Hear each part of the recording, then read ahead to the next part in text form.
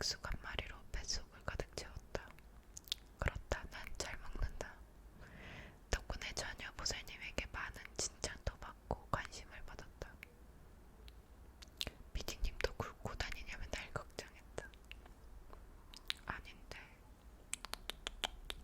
난 그저 작가 언니와 소연 언니가 다 못 먹겠다고 해서 다 먹어준 것 뿐이다.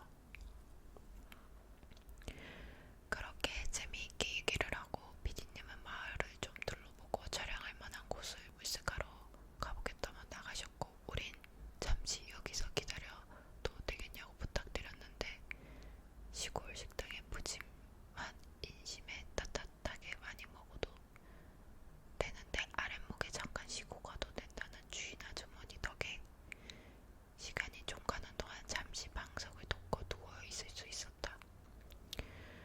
그리고 시간이 얼마나 흘렀을까? 피디님이 오셨다. 난 정말 놀러가는 기분으로 따라 나섰다. 마을은 역시 한적하기 그지없었다. 일단 첫 번째 흉가부터 가자고. 승용차 한 대가 지나갈 수 있는 보기 좁은 도로를 따라 마을 입구를 천천히 들어갔다.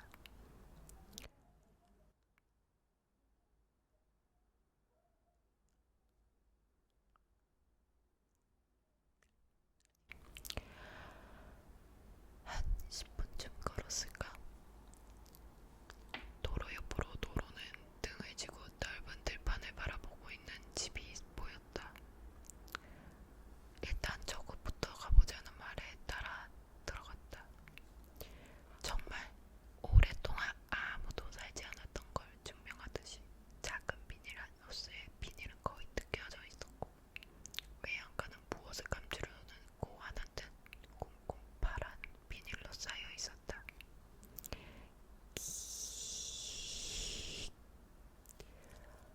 오래된 나무 대문을 열자 듣기 싫은 소리가 났다. 안에 들어가 보니 뭐 별거 없었다. 되게 아늑하고 비음형 집이라 마당 한가운데는 햇빛을 듬뿍 받아 춥지도 않았다. 처녀보살이 말했다. 시골 할머니 할아버지가 반겨주듯이 참 따뜻한 느낌을 받았다고.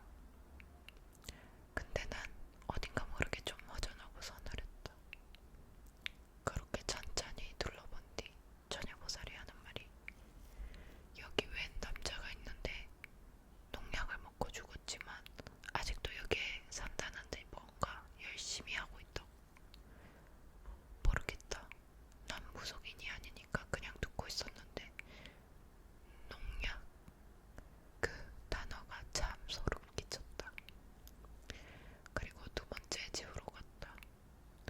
그 집 또한 비음형이었는데 그 집 뒤론 대나무 숲이 있었다. 처녀보살이 말하길 대나무에 깎여있는 집은 오래된 영혼이 같이 산다고 했다. 그리고 딱 그 집을 들어가려고 입구에 오래된 먼지가 쌓인 시멘트를 밟는 순간 발 뒤꿈치부터 아킬레스건 종아리 척추 뒷목 그리고 머리끝까지 쫙 소름이 돋았다. 순간이었지만 털이 쭈뼛쭈뼛 설 정도였다. 왠지 모르게 정말 왠지는 몰랐지만 이 집은 건들면 안 된다는 생각이 내 머릿속으로 끝없이 돌았다. 그리고 웃긴 건 나만 느낀 게 아니고 모두 약간의 음산함을 느꼈다. 미약하지만 조금씩이라도 모두 느꼈다. 처녀보살이 얘기했다.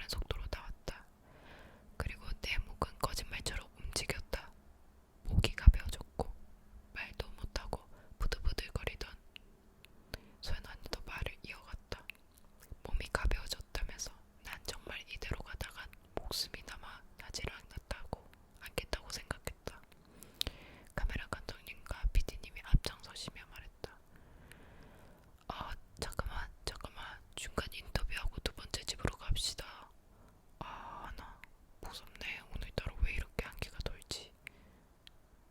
젠장, 젠장. 지금 생각해보니 내가 문 밖으로 나와서 고개를 들었을 때 카메라 감독님 앞에서 걸어가고 계셨다. 근데, 근데 왜 카메라 감독님이 문을 잡고 있었지? 아, 젠장을, 아, 젠장. 아이, 신발. 그렇게 우리 5명한테 나쁜 숲이 있는 두 번째 집으로 향해 갔다. 그 집 또한 낮이랑은 딴판이었다. 집 자체에서 이렇게 살기가 느껴진 건 처음 봤다.